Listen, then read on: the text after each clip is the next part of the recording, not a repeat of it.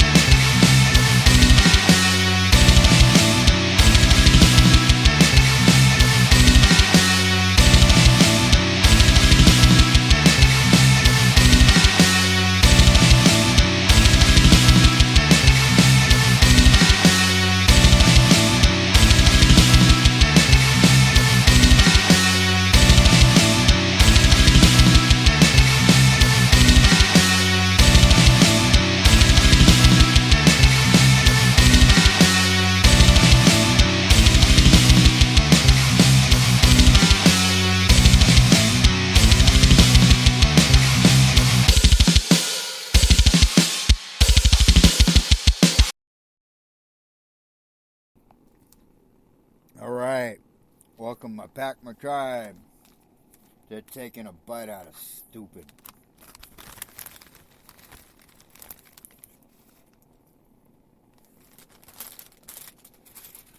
Tonight we're talking about mental health issues.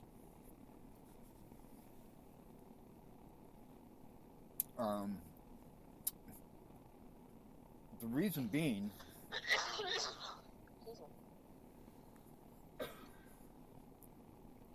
is because my lovely Ashley here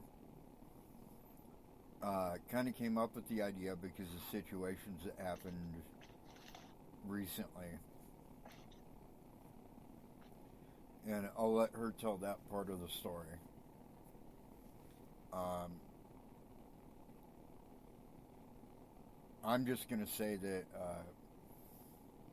my stuff comes from a different place.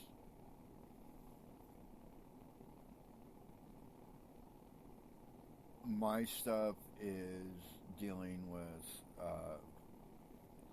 post-traumatic stress and with anger issues and the things I've done to actually combat that. I'll be talking about that.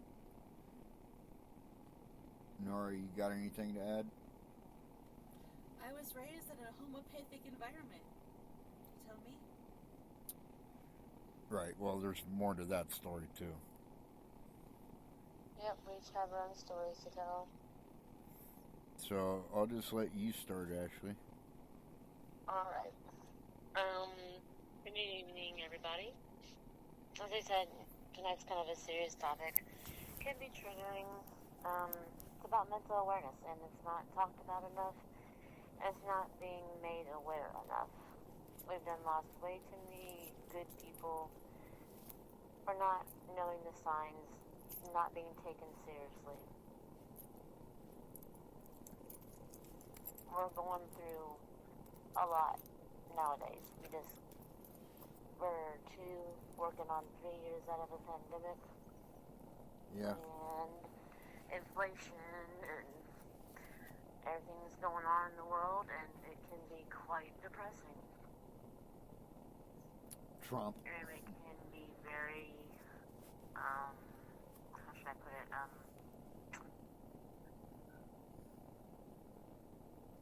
uneasy. A lot of stress, a lot of anxiety, working, taking care of kids, paying bills, among other things that need to be done, it can be very overwhelming.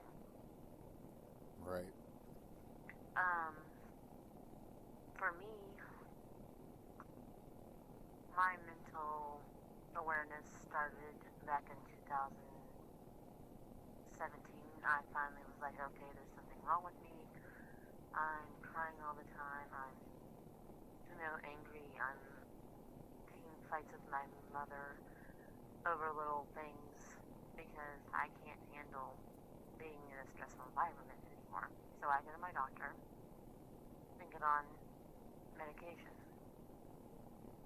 Granted, I've been doing this since 2017, and in 2021, I finally said enough with medication for me in particular.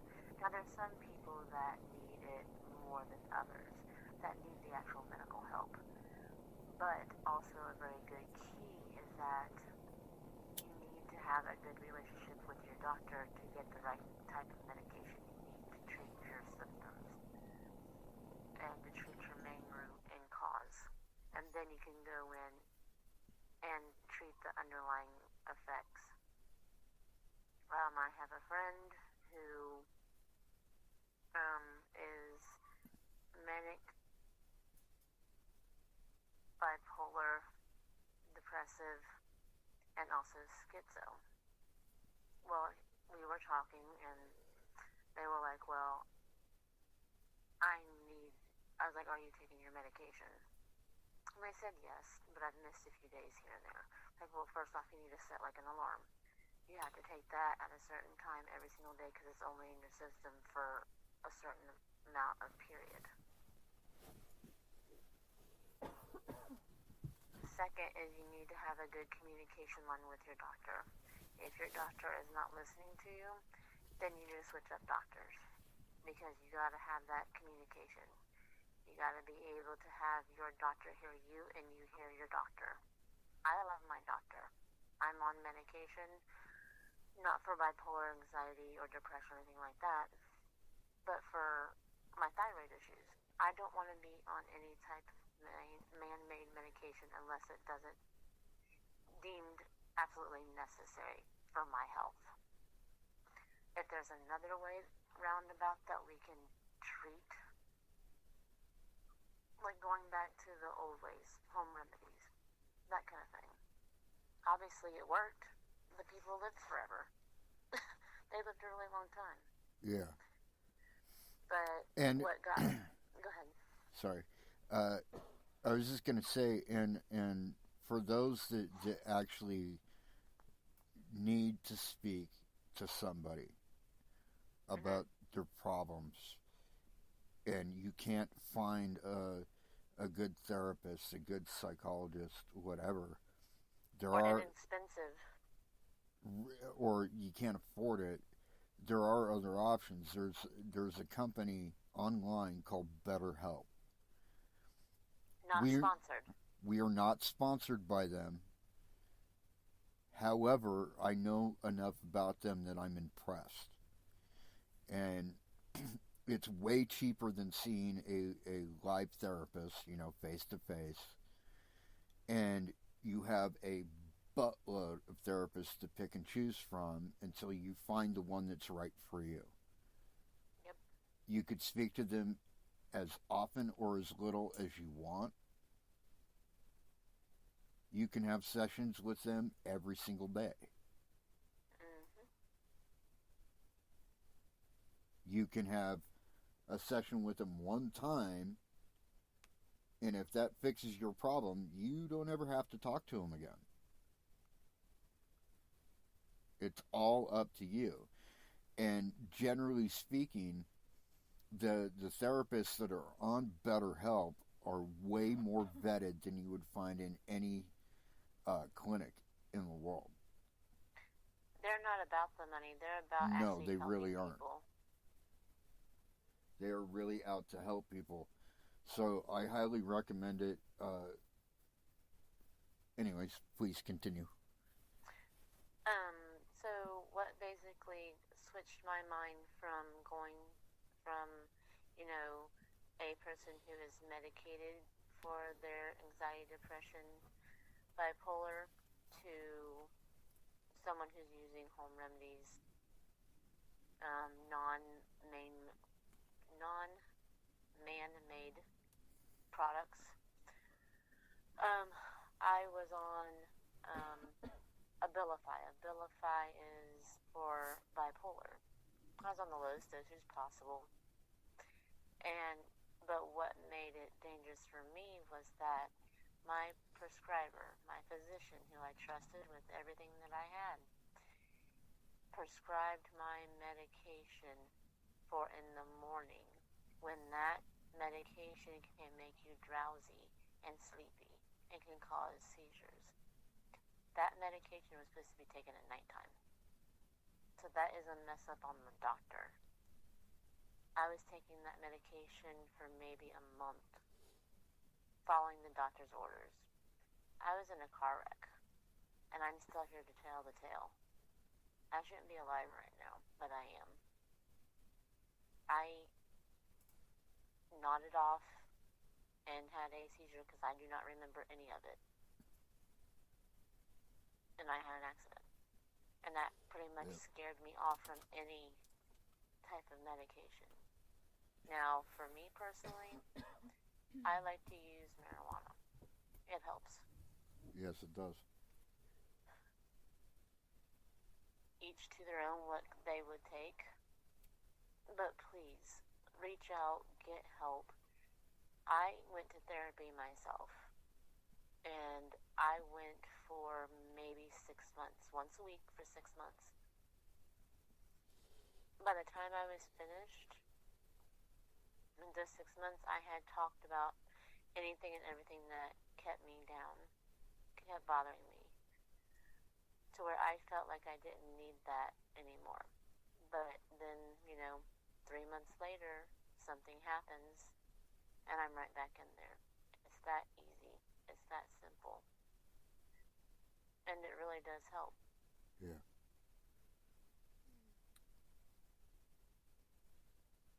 You want to talk about your stuff first, or do you want me to go first? You go ahead and go first. Okay, so got to dig in my background here a bit, which I don't typically like to do on air. But I feel this is an important enough topic that I'm going to be completely open about what happened with me. For starters, I have no memories of my biological father. So there were some anxiety issues because of that, which would have been bad all on its own, but I also was physically abused from the time I was 9 until the time I was 16. Which, bad enough, all on its own. But then I was also looked down on. Like,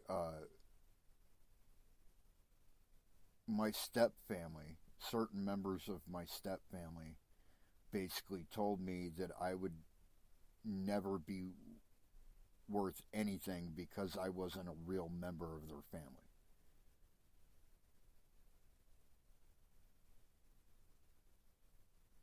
So if you're told that enough, you'll end up believing it. Right, and I was told that like all the time. Yep. And I did believe it for a long time. Yep. And then when I was 17, I enlisted in the Army. And that gave me a sense of purpose. It actually was a positive for the most part. Until, what was it, 1991? Desert Storm? 91 and 2, yep. I had managed to be attached to, I'll just say, a very special unit and leave it at that Yep. because I can't say more. But I saw action, and as a result of that, plus the early childhood abuse, I had gotten post traumatic stress disorder and toxic rage syndrome.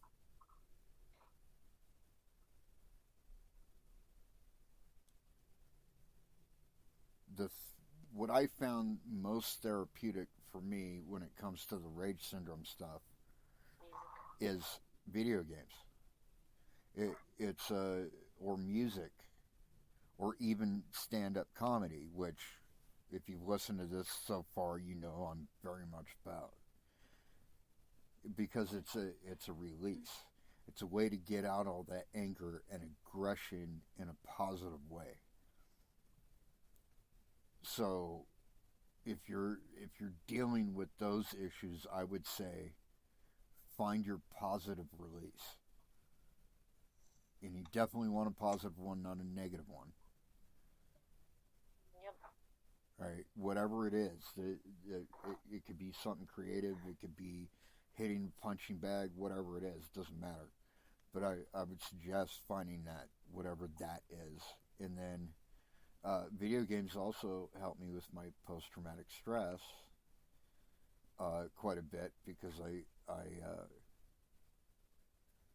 I got so used to seeing similar scenarios play out on a screen as to what was in my mind, that it kind of made me numb to it, to the point where I wasn't reacting to things that like a year or 2 years before would have thrown me into a flashback, like I was there in that moment.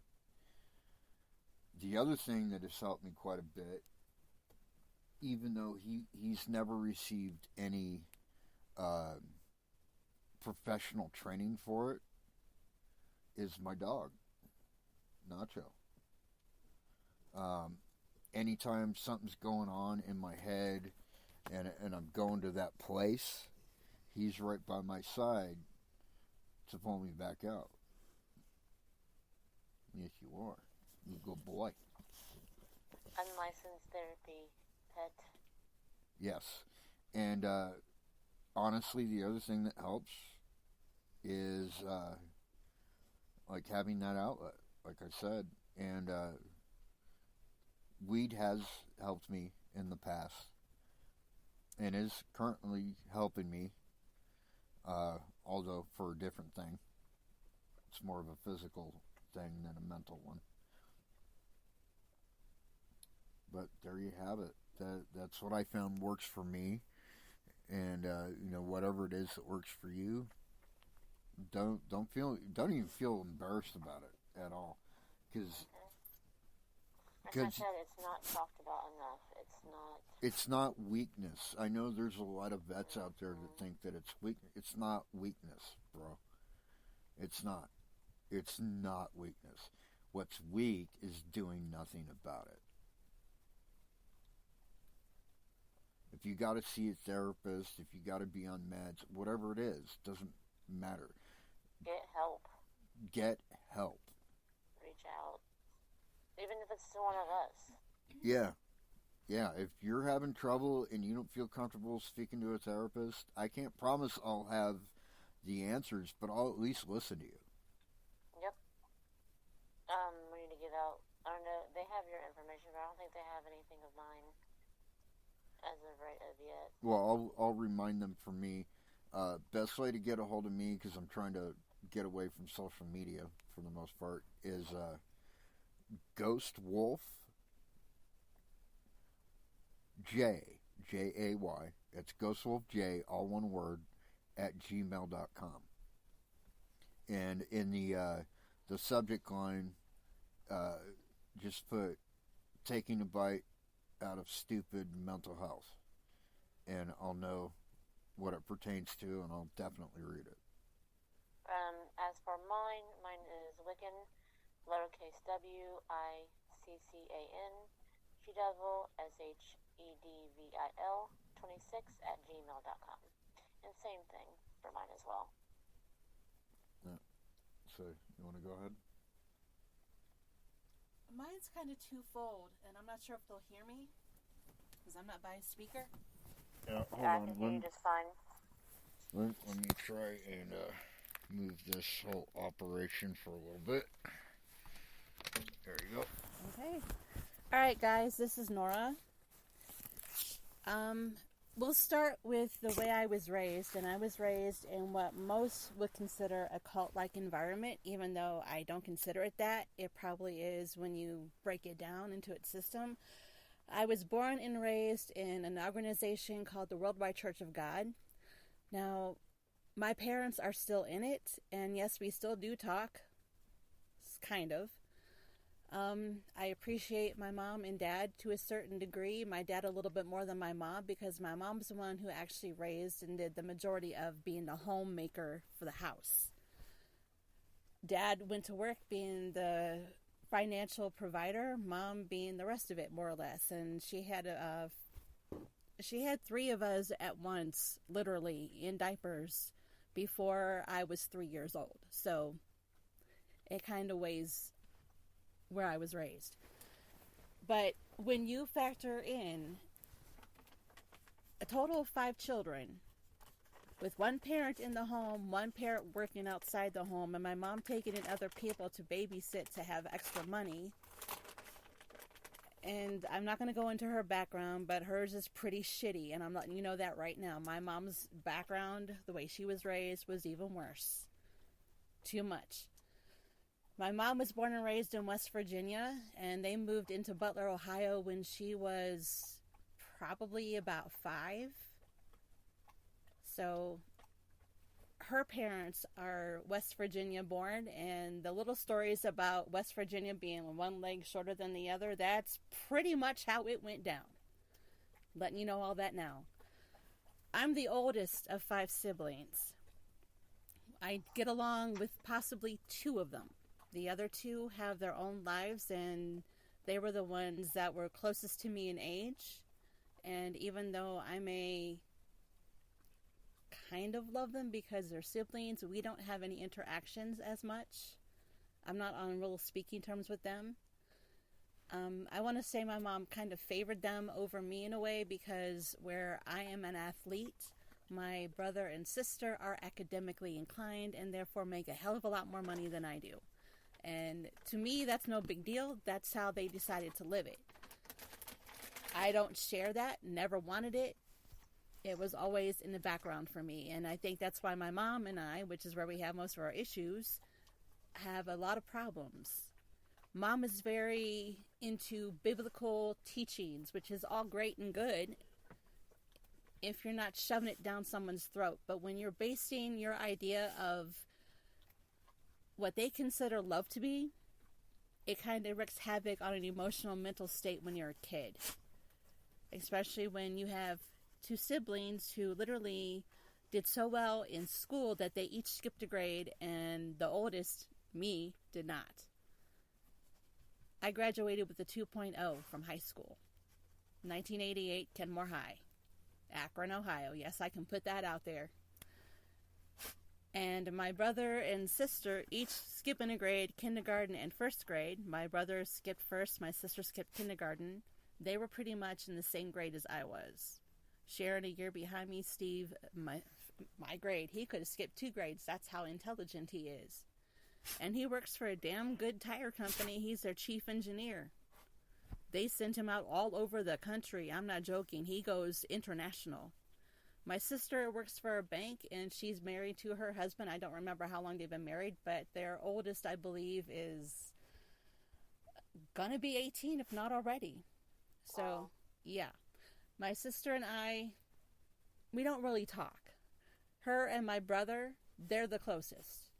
My other sister, Brendetta, is the one who we adopted. She's my cousin on my mom's side of the family. Long story there. Not going to go into it. Too much detail and too much shit.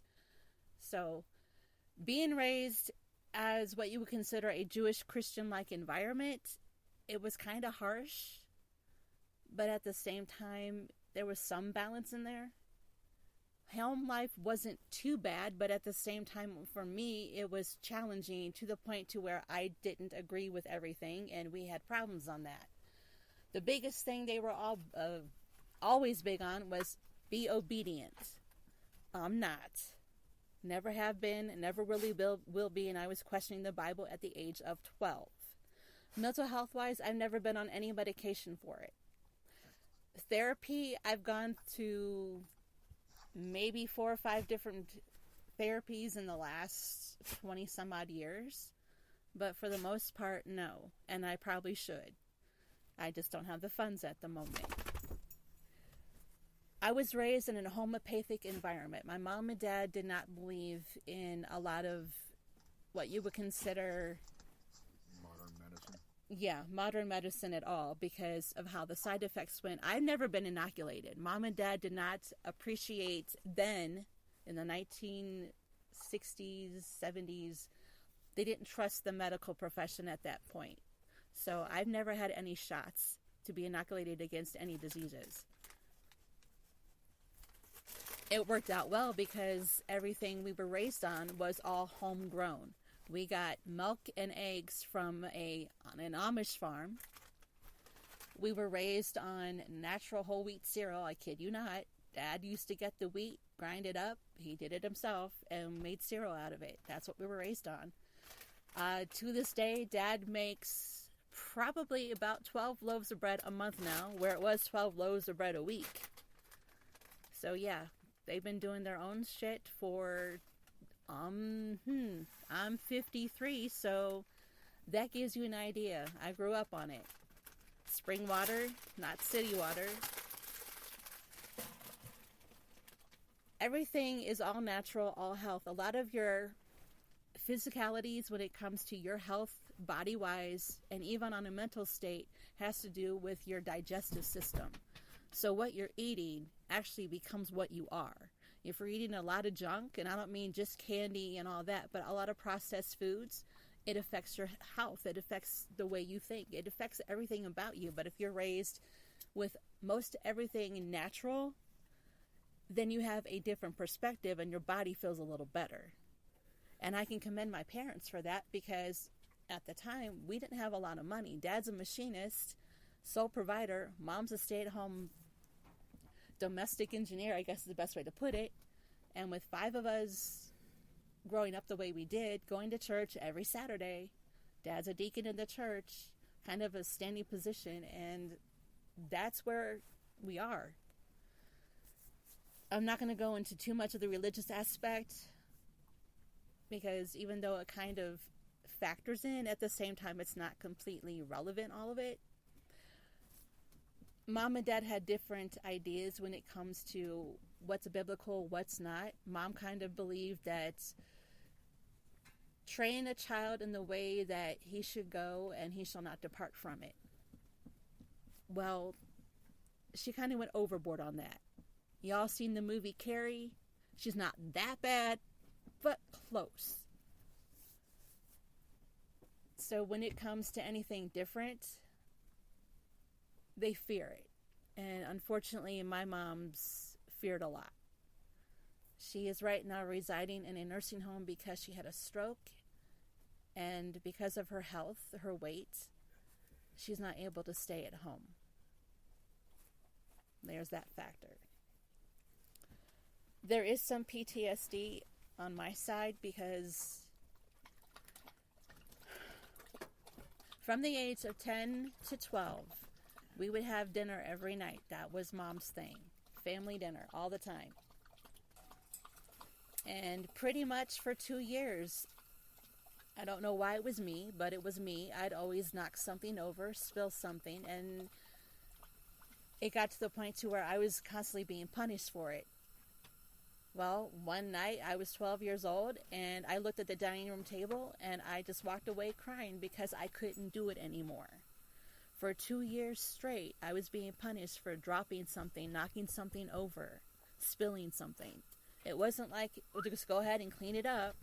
It was a constant thing. every night for 2 damn years. And it affected me in such a way that I stopped eating. So, yeah, I would say where the Darwinian theory is... No, not Darwinian, but Pavlov's experiment with the dog. Yeah. Where the dog would salivate on command. That's pretty much how it was with me. And it's conditioning. And it's conditioning that took me a hell of a long time to break. Because I would freak out every time I dropped something. Every time I ran into something. Every time I knocked something over, I would freak out. And it took me a good 20 years to stop doing that. Yeah.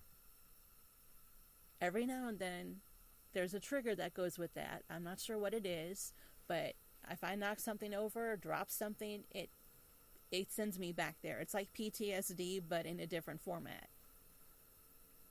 I've never been medicated for anything. Maybe I should be, don't know. But I've been doing it on my own, and the therapy helps somewhat, but not all the way. So I could probably use a different type of therapy to put it all out. It's not something I'm ashamed of, but it is something that bothers me, and I have to get over it. It's harder than it seems, because at my age, at 53, you would think, well, hell, you were 10 and 12. That should be done and over with by now. But it's not when you've had 2 years of constant conditioning. Just like those in Scientology, and yes, I'm bringing this up, when you are constantly conditioned to believe in something, in one factor, and that person doing the conditioning is using anger as a method to do so, you don't break free of it. Let me interject here. It's not just the conditioning. And what I mean by that is, like with Scientology, right? They're conditioned to believe that the words of L. Ron Hubbard are absolute. Yeah. It is the truth, period. Right? Kind of like Christians with the Bible. They're taught that it's the truth, period. Even though both books have been edited multiple times. Right? But it's not just the conditioning. It is also the fact that while they're conditioning you over here, they're putting you down over here. So what it does is it conditions you to see things their way, but it is also putting you down so that you suffer from severe self-esteem issues. Definitely. And the reason why they do that is so that you're more malleable to their way of thinking. If you question, you're punished. If you ask, why this, why that, then you're told, well, that's because that's the way it has to be. And I'm sorry, but it's bullshit. Yeah. And it's even a lot harder to break free of that bullshit when you look at yourself going, so how come I can't be what they want me to be? Because bottom line is, you're not them. Well, and what they're doing there is they're actually programming you to compare yourself to other people. Oh, God, yes. Right? And so that's the key right there. Is you've got to stop comparing yourself to other people. It's really hard, especially... Right? Like me, I'm very much the opposite in a lot of ways, because they tried to program me to compare myself to other people, and I was too much of a fucking rebel. Right? And to the point where, like, by the time I was 16, I was fucking homeless because I wasn't living in that house. They kicked you out anyway. Yep. For me, it was more of, I'm going to lose my relationship with my mother. Yeah. Yeah. If she wasn't going to get help, I had to. I had to break the cycle. Right. And the thing about cycles is they are breakable. It takes a while. It does. It really takes a while. Well, it's different for everybody. Mm-hmm. Like I broke the cycle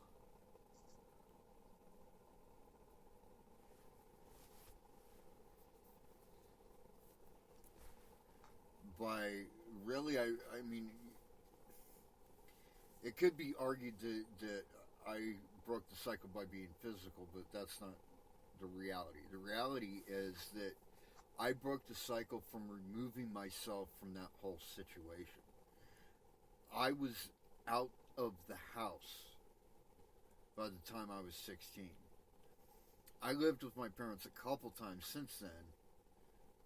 You know, like when I'm still fairly young, like 20s or whatever. But for the most part, I haven't lived with them in decades. I don't speak to my mom anymore. Here, I'm going to take this. Okay. I don't speak to my mom anymore, not because I don't love my mom. I do. I don't speak to my mom anymore because we are such different people with different viewpoints that will never mesh up even remotely.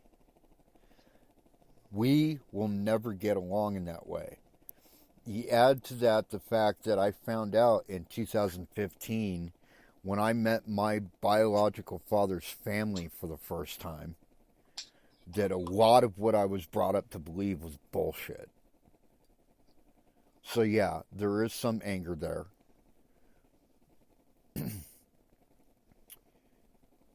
I don't think it can be repaired because okay, I'm going to let you in the door a little bit here. I was basically raised through my whole childhood to believe that I was abandoned by my father. Come to find out that's absolutely not true. I was also told, for reasons I don't understand, that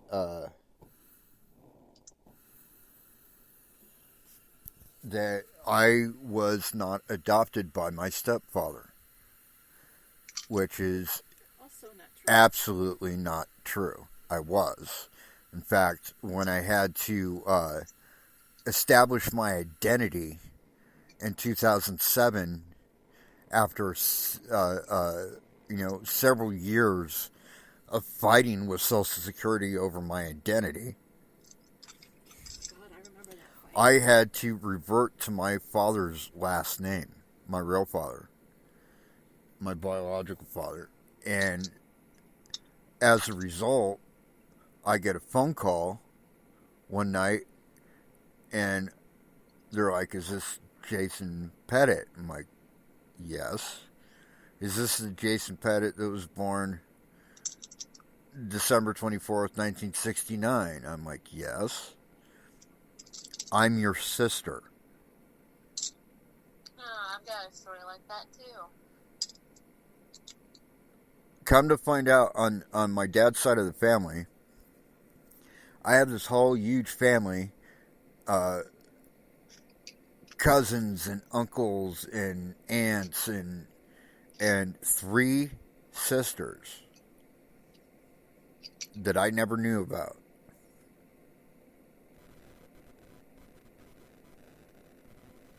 Because your mom didn't. Because my mom never bothered to tell me. I have this whole family that I had to learn about for the first time in 2015.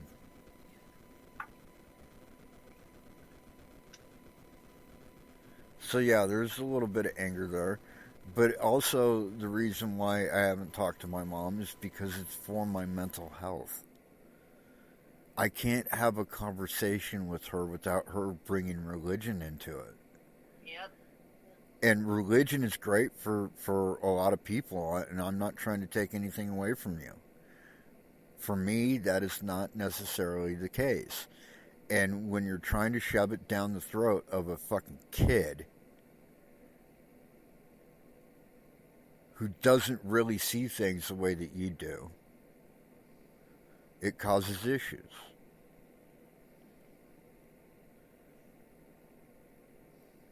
And that's what it all boils down to. You got to take care of you.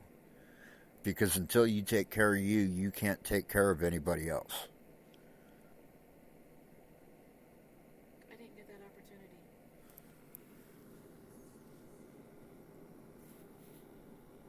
I had Mark at 20. I didn't get that opportunity. I've been taking care of somebody else for a long time. No, that's not it.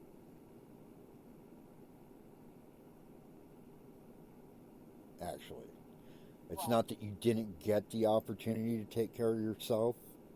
It's that you didn't know there was opportunity to take care of yourself because of how you were programmed. Yep. Because honestly, there's always opportunity to take care of yourself, even if it's while you're taking care of somebody else. Yep. Okay. But you 'Cause can't sometimes- take care of somebody else unless you take care of yourself first. Your mental health, your well-being. Some people, they love to take care of other people, so that in and of itself is like their therapy. I'm a home health care worker. A lot, believe it or not, yeah, exactly. Like a lot of nurses and stuff are like that, Okay. where they actually get so much joy from taking care of their patients that that's their therapy. Okay. Making other people feel good makes you feel good. Which is why I'm a stand-up comedian, baby. Because that's my way of taking care of other people. If I can make people forget about the bullshit for even 5-10 minutes, then I have succeeded. Okay. That's why I'm a stand-up comedian. Or rather, I should say, that's why I'm becoming a stand-up comedian again. Alright. Okay, so with mine, no offense, I don't mean to interject too much, but with me having my son at the age of 20, and then having my daughter at the age of 28,